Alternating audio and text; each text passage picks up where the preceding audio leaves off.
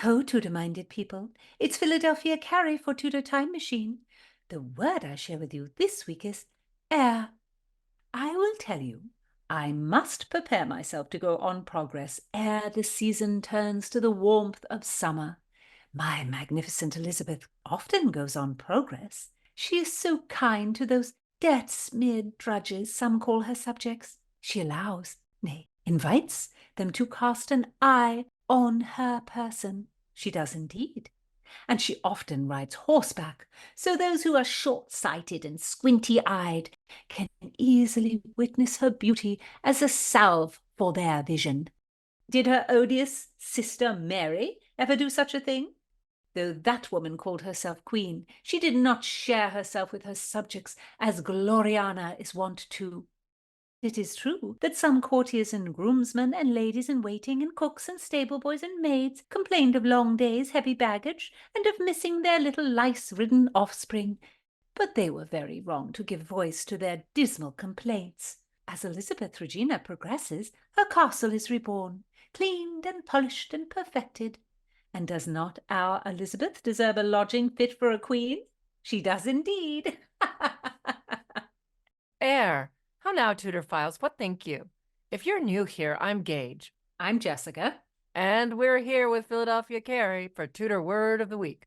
Don't miss a word, and listen to the Tudor Time Machine Story Project. So diverting. And I pray bid you tell a ningle, and ring the little YouTube bell. Do-do-do-do-do-do.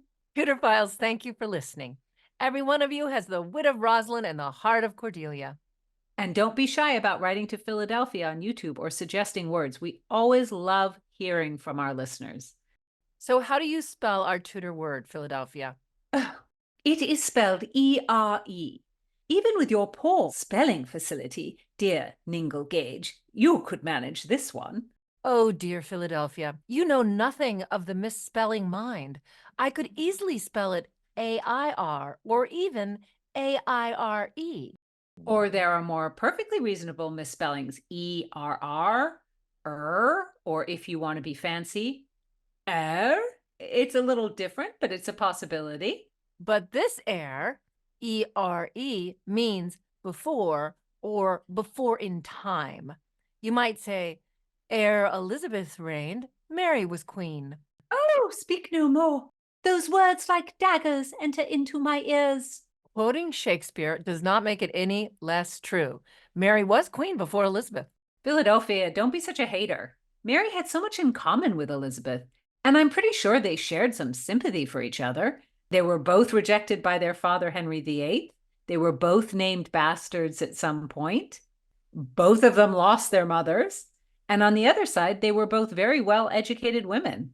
They both had a close relationship with Henry's last wife, the very educated Catherine Parr. Those words are maggots to my brain. Catherine Parr never cared for Mary Tudor. Philadelphia, Catherine Parr met Henry VIII when Catherine was serving in Princess Mary's household. That was about 1542, and after she married Henry, Catherine Parr seemed to really enjoy her role as stepmother.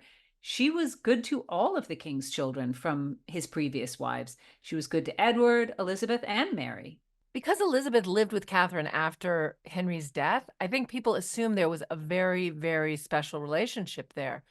But Mary was the older child, and she inherited at least 3 estates and was granted a couple of castles, so she had many places to live.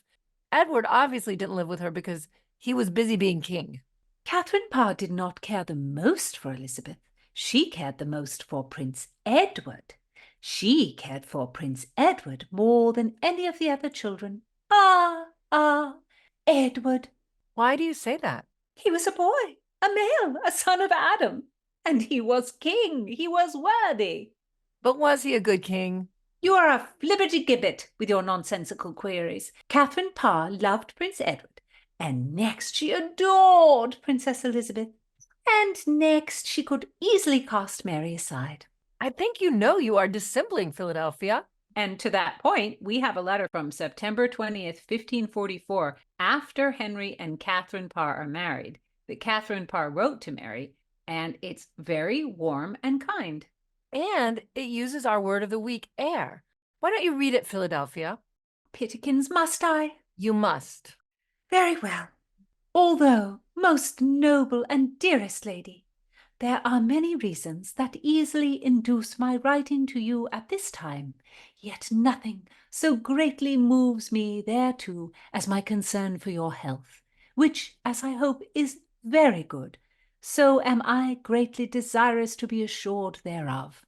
Wherefore I dispatch to you this messenger, who will be, I judge, most acceptable to you, not only from his skill in music, in which you, I am well aware, take as much delight as myself, but also because, having long sojourned with me, he can give the most certain information of my whole estate and health. And, in truth, I have had it in mind before this to have made a journey to you and salute you in person, but all things do not correspond with my will.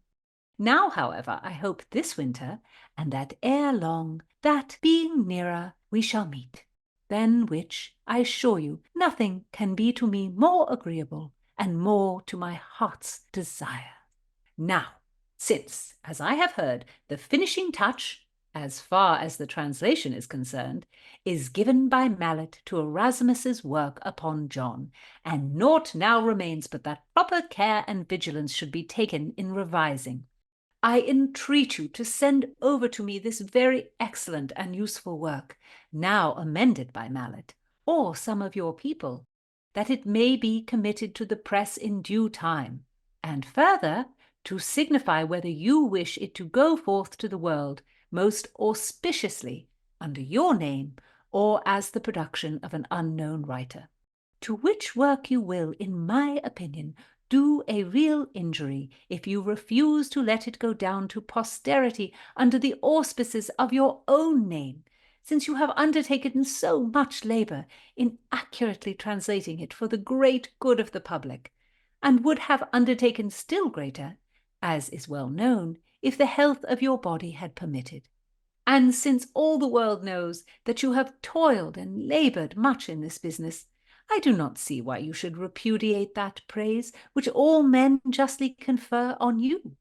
However, I leave this whole matter to your discretion, and whatever resolution you may adopt, that will meet my fullest approbation.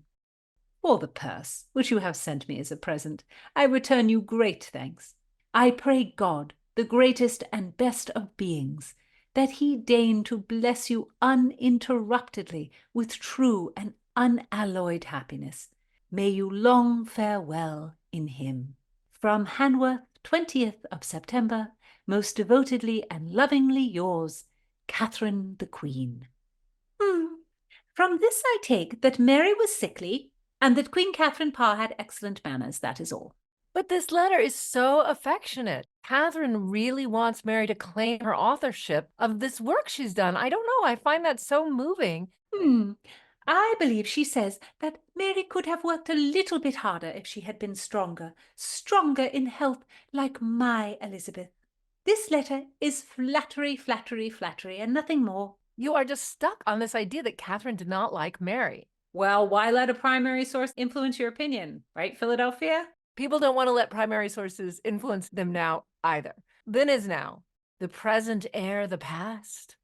That is a silly statement, and I am peeved, very peeved, and I command you must bring me what you call doughnuts ere I return, for you have vexed me, and I will not return ere you make amends. All right, I will bring you a donut. Would you like it powdered? No, powder is for the hair. I shall have a raspberry cream donut, or none at all. So give heed, Tudorphiles, be witty wordsmiths. Bring 16th century sauce to your vocabulary with air.